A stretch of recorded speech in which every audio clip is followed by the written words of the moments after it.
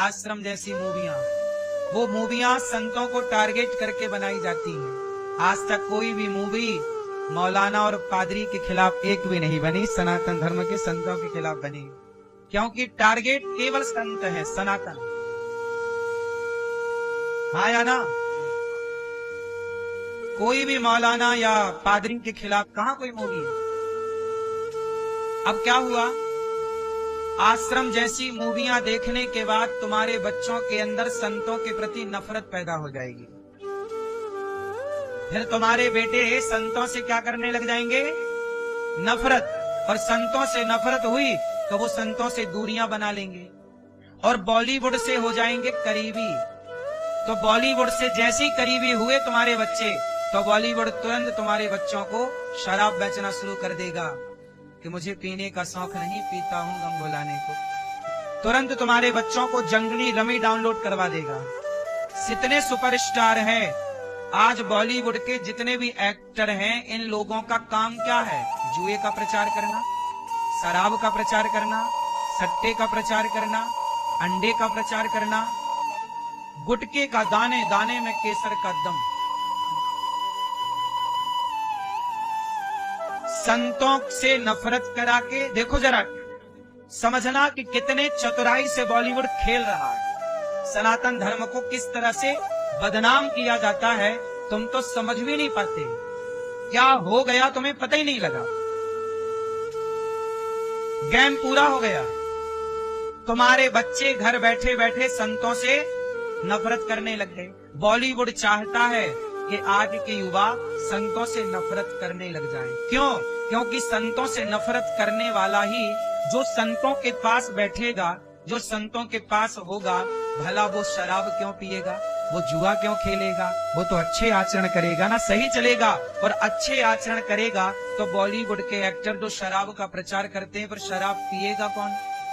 शराब के ठेके तो बंद हो जाएंगे। तो शराब को बेचना है, इसलिए भारत में जितनी मूवियां बनती हैं, अधिकांश मूवियों में शराब पीने के सीन होते हैं। क्या ये शराब का शराब को प्रमोशन नहीं कर रहे हैं, प्रमोट नहीं कर रहे हैं?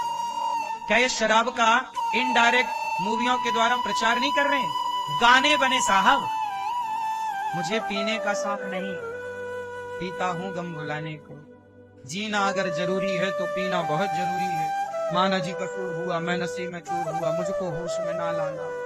ये सब गाने हैं।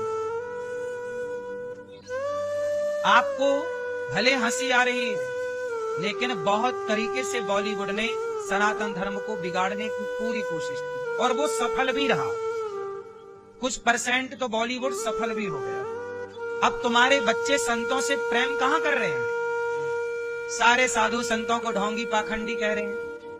साधु संतों को ढोंगी कहा जा रहा है, जबकि साधु कर क्या रहे हैं? तुम्हारे घर में चोरी कर रहे हैं क्या? आज पूरी दुनिया में साधु लोग, संत लोग भगवान के नाम का, धर्म का, सनातन का बेचारे प्रचार ही तो कर रहे हैं। साधु ना होए तो गौ सेवा ना होए। आज भीख मांग मांग के तुम गृहस्थों के घर कितनी गाय हैं बताओ जरा, बोलो। तुम्हारे घर में केवल गाय की फोटो है और वृंदावन में साधु संतों के घर में, आश्रमों में 1-1 गौ माता है। कुछ कुछ स्थानों पर संतों ने बचा रखा है। किसी गौशाला में 10,000 गाय, किसी गौरी गोपाल गौशाला में 500 गौवंश है, 100 नंदी, 100-125 नंदी और बाकी 400 गाय। ये दास सेवा करता है गाय की। तुम गृहस्थ हो, ये काम तुम्हारा था, गाय की सेवा करना, गाय की रक्षा करना। नंद बाबा यशोदा गृहस्थ थे, गाय थी कि नहीं? ये तुम गृहस्थों का काम था। लेकिन जब तुम गृहस्थ लोग अपने कर्तव्य से हट गए तो फिर संत को गाय की सेवा करनी पड़ी, वरना गाय केवल फोटो में दिखती। दोस्तों, आज गाय ना होती। सड़क में घूमने वाली गाय को ले जाते हैं बूचड़खानों में, काट देते हैं। हमारा देश बहुत तरक्की कर गया, पता है? सबसे पहले नंबर पे भारत गौ तस्करी, गौ मांस सप्लाई करने वाला देश बन गया। पूरे दुनिया में सबसे ज्यादा गौ मांस भारत से सप्लाई होता है। ये उस देश में हो रहा है जिस देश में गाय की पूजा होती है, जिस देश में गाय को माता कहते हैं। तो जिन संतों ने गाय को बचा रखा है। जो संत भगवान का प्रचार कर रहे हैं, हमारे पूज्य प्रेमानंद जी किडनियां खराब होने पर भी सवेरे से शाम तक सनातन के लिए राधा नाम का पाठ देकर, मंत्र देकर भगवान को, सनातनियों को धर्म से जोड़ने में लगे हुए हैं। लेकिन बॉलीवुड संतों को बदनाम करने में लगा हुआ।